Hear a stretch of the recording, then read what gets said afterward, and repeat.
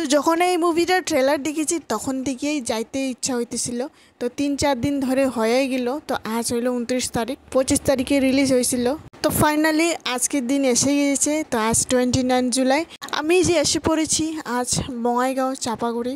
তো হরে কৃষ্ণ বন্ধুরা, তোমরা সবাই কেমন রয়েছো? আজকে সবাই ভীষণ ভালো রয়েছো। তো আর সকাল সকাল বের হয়ে পড়লাম, নরসিংহা মুভি দেখবো। তো আজ দেখেই ছাড়বো।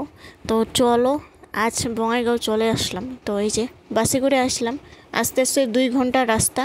তো এই যে ইউনিভার্সাল স্টুডিওতে এসেছিলাম ওইখানে। তো ওই যে আস্তে আস্তে একেবারে জায়গা ফিল আপ হয়ে গেছে, একেবারে সিট বুকিং হয়ে গেছে ততক্ষণ। তো সিট বুকিং করতে হলে 2 দিন আগে সিট বুকিং করতে হয় অনলাইনে বুক মাই শোতে।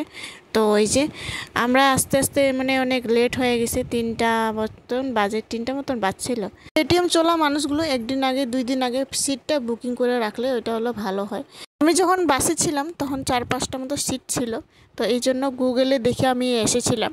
তো এসে দেখি মানে যখন মুভির টাইমটা হয়ে গেছে তখনই ফিল আপ একেবারে ভর্তি হয়ে গেছে। তো আমি অফলাইনে টিকিট করতে চাইছিলাম।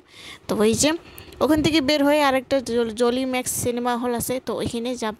তো ওইখানে টাইমিং ছিল 5টা 45-এ। ততক্ষণ আমরা 1-2 ঘন্টা মতো একটু ঘুরে সুরে এই যে অনুরাধার জন্য স্যান্ডেল কেনাকাটা করে নিলাম।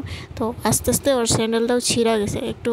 তো ওর জন্য এই যে শপিং মলে এসেছি। বাচ্চাগুলোর স্যান্ডেল খুব ভালো ভালো ছিল, 100 টাকা মতো। এই ছোটো ছোটো স্যান্ডেলগুলো খুব সুন্দর ছিল।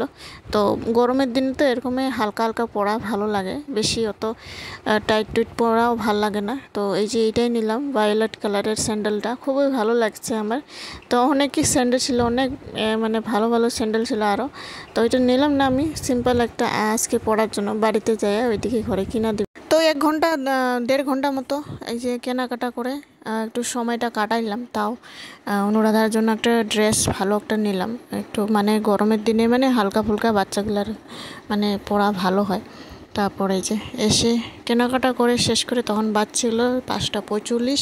তো আমরা এই যে টিকিট আগে কেটে রেখে দিয়েছিলাম। তো না হলে আগে বুকিং মানে সিট বুকিং হয়ে যায়, আগে কেটে নিয়ে আমরা শপিং মলে ঘুরতে গেছিলাম। তারপরে এই যে আমরা এই যে এসে পড়েছি এদিকে। আবার এখানে লিফটে উঠতে লাগে সবাই মিলে। এই যে মানে ভিতরে খাওয়া বস্তু নিয়ে যেতে দেয় না বাচ্চাগুলোর, মানে খাওয়া বস্তু সব জলের বোতল সব নিতে দেয় না। তো খালি নিজের মানি ব্যাগ আর মোবাইল এগুলাই নিয়ে যেতে দেয়। উপরে মানে পপকর্ন আর জল যা খাবার মন সব কিছু পাওয়াই যাবে। তো এই যে ভিতরে হলের ভিতরে আইছি আমরা। তো এই যে এখানে সুন্দর ফটো মারার জন্য এখানে চেয়ার একটা দিয়ে রাখছে। তো এখানে সামনে এই যে পপকর্ন বাটার পপকর্ন সব কিছু পাওয়া যায়, জল থেকে চিপস কুরকুরি থেকে সব পাওয়া যায়। তারপর আমরা এই যে ভিতরে এসে পড়েছি, তখন ফিল্মও স্টার্ট হয়ে গেছে। তো প্রথমে নারায়ণ দেবকে দেখাইছে, খুব ভালো লেগেছে দেখে ট্রেলার। আগে ট্রেলার দেখে আমি এসে পড়েছি। তা এই যে সবাই বসে এখানে চশমা দিয়েছে, 2-3টা চশমা আমরা সবাই পরে তারপরে যে ফিল্মটা দেখা আরম্ভ করি। তো ব্রহ্মার চিক থেকে একটা এই যে বারা অবতার হয়েছে। তো একটা শুয়োর বের হয়েছে। তো ওই শুয়োর থেকে বারা অবতার প্রকট হয়েছে। মানুষ এই শুয়োর, আমরা ভাবি শুয়োর একটা লেত্রা বস্তু, খুবই ঘৃণা লাগে।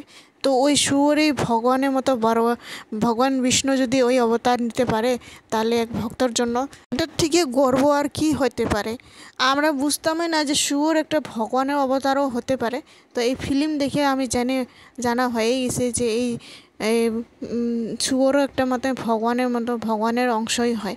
তো আমরা এই যে ফিল্ম দেখে প্রহ্লাদের কাহিনী দেখে খুবই মনে একেবারে ভাব জেগে গেছে, ভগবানের ভক্ততা কতটাই ভালোবাসে ভগবান। তো আমরা এই যে এসে তখন 2.5 ঘন্টা মতো ফিল্ম দেখতেই হয়ে গেল। তো আমরা 5টা 45-এ ঢুকেছি, 8টার সময় বের হয়েছি। বাস টাস তো এখন তো বন্ধ, বাস টাস এত রাতে তো চলে না। তো আমরা এখানে বঙ্গাইগাঁও স্টেশনে এসে পড়েছি। 10টা 10-এ ট্রেন ছিল রাত্রে। 1 ঘন্টা মতো ঘুরে সুরে অনুরাধাকে ভাত সাট খাওয়ায়ে আমরা এই যে একটু পরে বের হয়ে পড়ি।